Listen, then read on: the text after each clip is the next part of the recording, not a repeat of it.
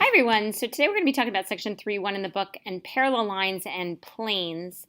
So let's just make sure we define parallel lines properly. We talked about it in class, we kind of looked at different examples, but parallel lines have to be coplanar lines. A lot of you could tell me that they were lines that did not intersect, but parallel lines are coplanar lines that do not intersect. So that means they're on the same plane, okay? Now, we have to be really careful with the symbols and notation for parallel. So parallel, if I wanted to say that line AB is parallel to line DC, I would use, it looks like an 11, but it's just two long lines in between it. And that notation, that symbol means parallel. Now, when we see them in our textbook, we're going to see lines that don't have arrows at the end of them. And the reason for that, when we note parallel lines, we actually put an arrowhead right in the middle of the lines, indicating that this line and this line are parallel to each other. Now, if I have a couple of sets of parallel lines, maybe like this, I'm actually going to use double arrowheads. So I would do like these are parallel and these are parallel. So you see the double parallel marks. All right, so what we really need to think about is, are there lines that do not intersect, that are not parallel? And there actually are. Those lines are called skew lines. Okay, now tomorrow in class we're going to talk about skew lines, but I'm going to try and show you a picture. A picture of skew lines, like if I think about VSTU, this plane in the front of this kind of prism I've made. That's line VS, okay? Well, line UT is parallel to it. They're on the same plane, they're parallel. But this line right here, TX, they aren't on the same plane and they actually don't intersect. Now it's hard to see, so I want to show you and you guys to develop this on your own, but skew lines are non-coplanar lines. Non-coplanar lines that do not intersect. Now, we can also have parallel planes. So if you think about that, the top of this prism is a plane, and the bottom is a plane as well. And so those planes that like the ceiling and the floor, the walls, they're parallel planes, and they're not going to intersect. So parallel planes are just planes that do not intersect.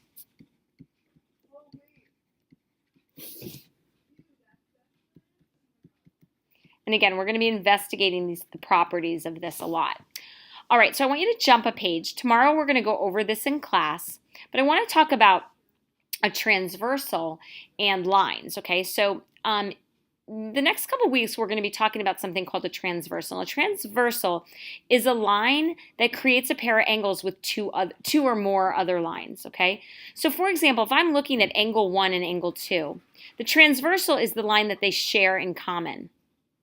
So it's the one that crosses the other two lines or intersects the other two lines. So we would call this the transversal, and K and L would be the other lines. So K and L are the other lines. 2 and 3, also transversal T, and the other lines would be K and L. Now, the reason it's important for you to be able to recognize a transversal versus those lines is because when I do that, I create special angles, okay? All these special pairs of angles. All of the angles relate to the two lines. So if I look at X and Y, and I've identified that this is my transversal, if I say interior, that means inside the two lines. If I say exterior, I mean on the outside of the two lines. So there are special pairs of angles we're going to talk about now that relate to those relationships.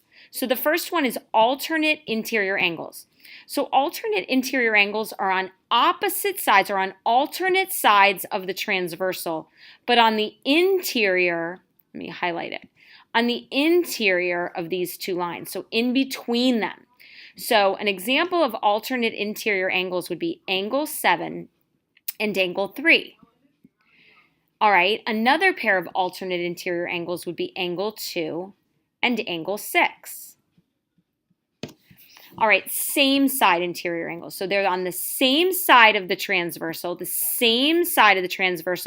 but also in the interior. All right, so an example of same side interior would be angle 7 and angle 6. All right, see if you can come up with another one and see if you're right.